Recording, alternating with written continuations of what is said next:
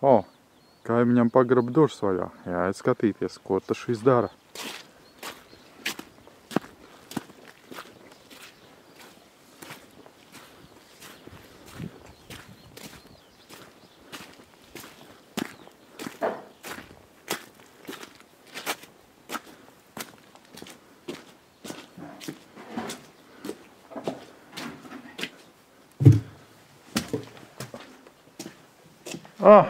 Sveiks, kaimiņ!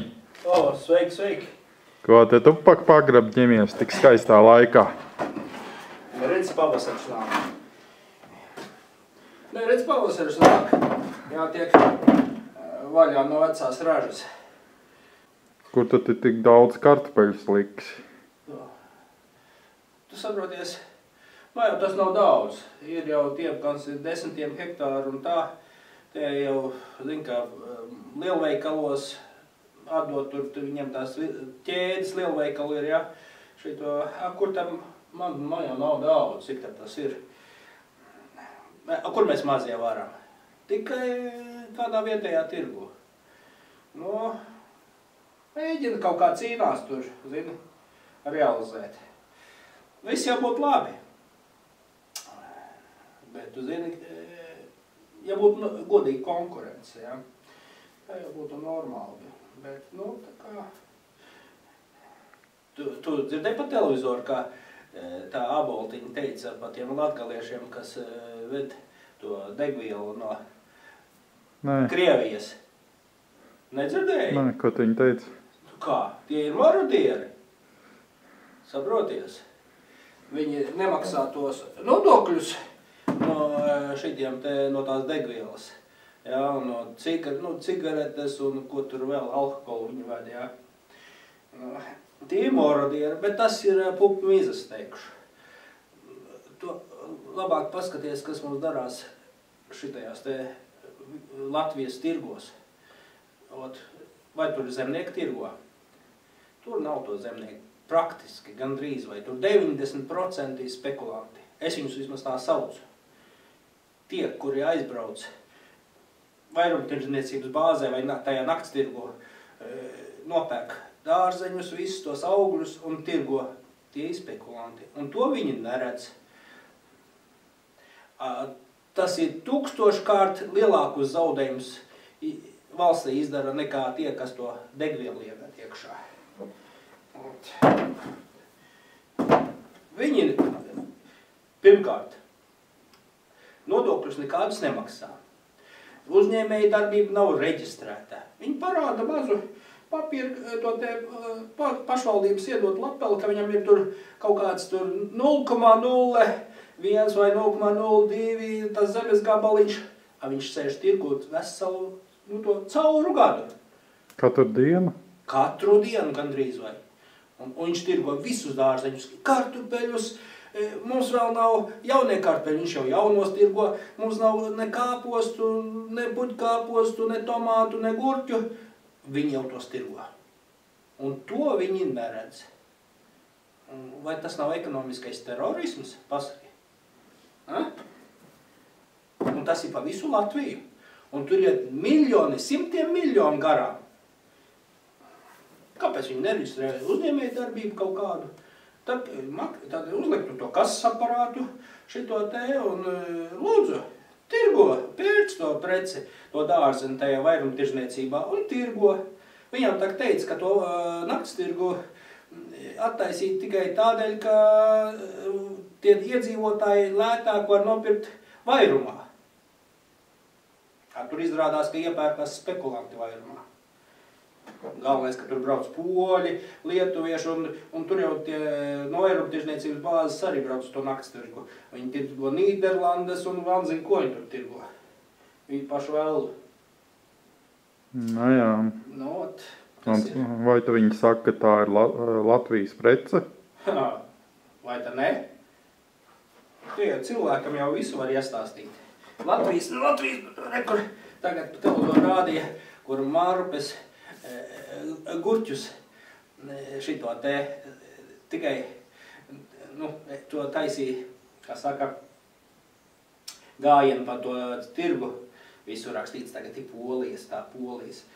ka tā būtu rakstīts Mārupes. Mārupe tikai lielveikaliem dod. Nu, redz, kā viņi te darās. Un to viņi neredz. Tur, es saku, tādas naudas ir garām valstī. Kas tad tur to saļarku, tur ir to kannu ieved iekšā, vai kas tā cigarete? Tas ir pupu mizas. Šitan, kas iet garām. Tur vieglāk izkontrolēt, kurš pārvar. Laikam viņam tā ir, tu esi, tā kā tev ir saimniecība, tu esi reģistrēts, un tevi viņi kontrolē. Visādas kontrolas ir šito veterinārais dienas un viss, kas vids, tev jāatskaites un viss ir, jā. Tos, kas ir tirgos, spekulanti, viņiem nekas nav. Viņam nekādas kontrolas nav. Viņš tas veterinārais dienas, ja tur pieiet klāt, viņš paskatās tos papīrus, ja viņš būtu aizbraucis uz to vietu, kur viņi audzē, davai, aizbrauksim, pateiktu, ja? Tad redzētu, kas tur beigās atklātos. Šo neviens nedara. Varbūt tas tie cilvēki tur strādā nepareizā, viņi sēž neriktīgā vietā, tie ierēģi. Un kur te tu dabūsi tos, kuri sēdēs pareizā vietā? Nezinu, redzi, nav viņi tādu. Viņi tā kā it kā strādā, to algas lielas saņem, bet nekā viņi nav izdarījuši. Varbūt tas tur vajadzēja tautai kaut kā kontrolēt to visu. Savādāk. Es nezinu, kā tu domā, kaimiņi? Es jau domāju, ka ir jāaudzē jauna kadru paudze. Ko tur izaudzināt? Viņi tās vecās pašas mācības nāk. Viņi mācās no šitiem, kas ir šitajā politikā. Saproties šitajās partijās. Tur jau vajadzētu tiem jauniešiem vispār domāt savādāk, jaunākiem. Pirmām kārtām viņi nevar domāt savādāk, ja viņu ģimenē domā savādāk. Attiecīgi ģimenē ir jābūt gudrākiem cilvēkiem, lai varētu iemācīt bērniem to, ko nevar iemācīt ne skola, ne televīzija, ne grāmatas. Tu zini, es pateikšu vienu. Mums Latvijā vismazākie tās platība maksājumi ir visā Eiropas Savienībā. Kāpēc tā? Vai tad tā ir, kas tā pa savienību ir? Ja tur ir tādi, te ir tādi. Tagad viņi pateica, ka mums raža bija mazāka, tāpēc mums mazāki maksājumi bija. Tad jau vajadzētu tieši otrādi atbalstīt, lai būtu lielāki. Viņi pirms stāšanās iekšā neteica nevienam, nestāstīja konkrēti kāpēc un kā. Tagad tikai viņi pasaka, šito te dzirdēja pa televizoru, ka mums bija mazākas ražas no hektāra, tāpēc mums mazāki maksājumi. Tagad jau ir lielas ražas diezgan. Tagad vajadzētu vispār, novienādot to visu. Kā? Viņi taču uzskata, ka tauta ir dumja, un viņi ir tie gudrie, un viņiem nekas nav jāstāsta. Es nezinu, mums vajadzēja kaut kā apvienoties, varbūt tās vai ko, es nesaprotu vispār. Ja apvienojās... redzi, nav jau laika ar to politiku nodarboties, man ir kaut kā jādomā, lai paēdinātu sevi un ģimeni. Saproties? Ja es tur iešu un stāvēšu pie tās saimas, kas tam manā vietā šito darīs visu? Neviens. Mēs jau visi ikdienā... Un man nauda nāk tikai no tā, ja es kaut ko pats arī varu realizēt. Man jāsmaksā elektrība, man zemes nodokļi, man ir degviela, man viss ir jāsamaksā. Jāpērk sēkla, jāpērk šito te minerālu mēsli, auga aizsardzības līdzekļi.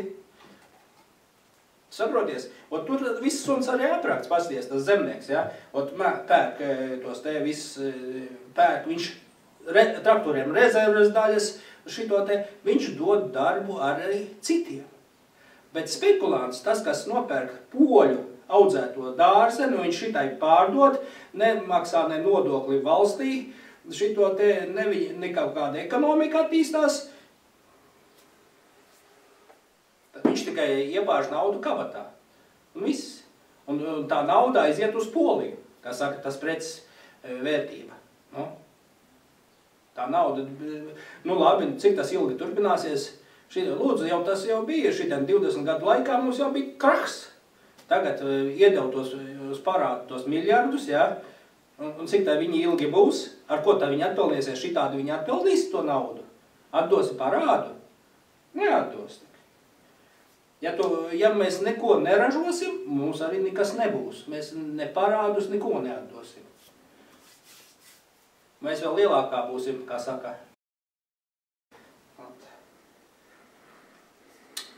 Es nezinu. Kurš zina?